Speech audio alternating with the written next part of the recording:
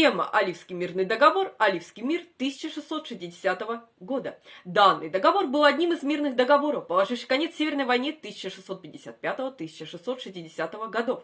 Оливский мирный договор, Копенгагенский мирный договор и Кардийский мирный договор ознаменовали расцвет Шведской империи, или можно сказать, данные договоры были высшей точкой развития Шведской империи.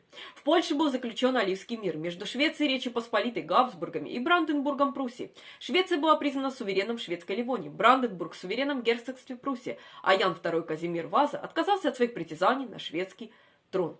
Все оккупированные территории были возвращены довоенным владельцам-суверенам. Католикам в Ливонии и Пруссии была предоставлена свобода вероисповедания. Подписавшими документ были император Священной Римской империи Леопольд I, курфюрст Бранденбурга Фридрих Вильгельм I Бранденбургский и король Польши Ян II Казимир Ваза. Магнус Габриэль де Лагарди, глава шведской делегации, подписал документ от имени своего племянника, короля Швеции Карла XI, который был еще несовершеннолетним.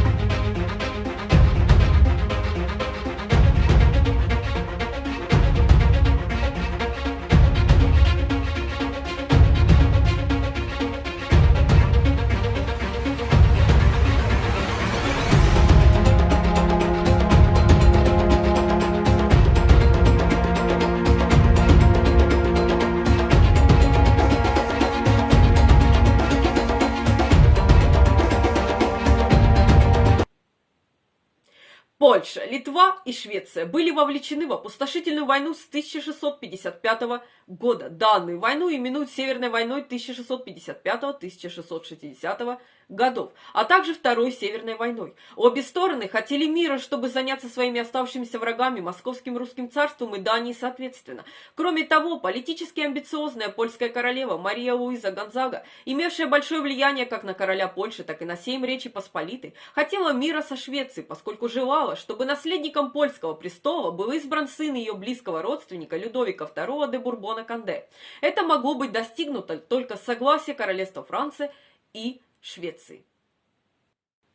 С другой стороны, посланники Дании и Нидерландов, а также Священной Римской империи и Бранденбурга сделали все, что могли, чтобы сорвать переговоры, в общем, сорвать весь процесс переговоров. Их цели способствовали затянувшейся формальности, и это всегда имело место на подобных переговорах данного века. Прошло несколько месяцев, прежде чем смогли начаться фактические мирные переговоры 7 января 1660 года. Тогда в документах, которыми обменивались две стороны, было написано так много враждебных слов, что главному переговорщику послу Франции Антуану де Лембру пришлось вычеркивать длинные разделы, которые в противном случае вызвали бы обиду. Польско-литовский контингент, возглавляемый архиепископом, хотел продолжения войны, чтобы изгнать измученные и истощенные шведские войска силы из Ливонии. Датские делегаты потребовали от Польши и Литвы заключить договор с Данией, однако Речь Посполитая не хотела связывать себя с исходом неудачной датской войны со Швецией. Габсбурги, которые хотели вытеснить Швецию из Германии путем продолжения военных действий, обещали Польше и Литве подкрепление, но к намерениям Габсбургов отнеслись с подозрением, и Сенат Речи Посполитой возразил. Даже Фридрих Вильгельм I Бранденбургский предложил помощь Польше и Литве для продолжения войны в надежде завоевать шведскую Померанию. Франция, на практике управляемая кардиналом Мазарини, хотела сохранить шведское присутствие в Германии, чтобы уравновесить Австрию и Испанию, которые были традиционными врагами Франции. Франция также опасалась, что продолжение войны усилит влияние Австрии в Германии, Польше и Литве. Вторжение Австрии и Бранденбурга в шведскую Померанию было расценено как нарушение Вестфальского мира, за которое Франция была обязана преследовать в судебном порядке. Поэтому Франция пригрозила направить армию численностью в 30 тысяч солдат на помощь Швеции, если мирный договор между Швецией и Бранденбургом не будет заключен до февраля 1660 года. Переговоры начались осенью 1659 года. Позже польская делегация переехала в Гданьск, а шведская делегация сделала свои базы Прибалтийский город. Когда пришло известие о смерти короля Швеции Карла X Густава, Польша, Литва, Австрия и Бранденбург начали наращивать свои требования. Однако новая угроза Франции о помощи Швеции в конце концов заставила Польшу и Литву уступить. Мирный договор был подписан 23 апреля 1660 года.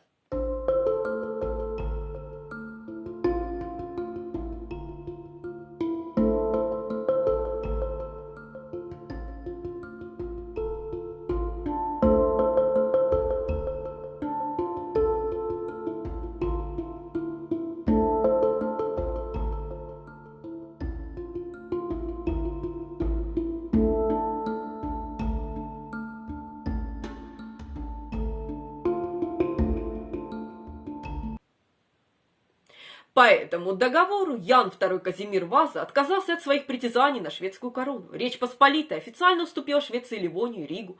Мирный договор урегулировал конфликты между Швецией и Польшей, Литвой.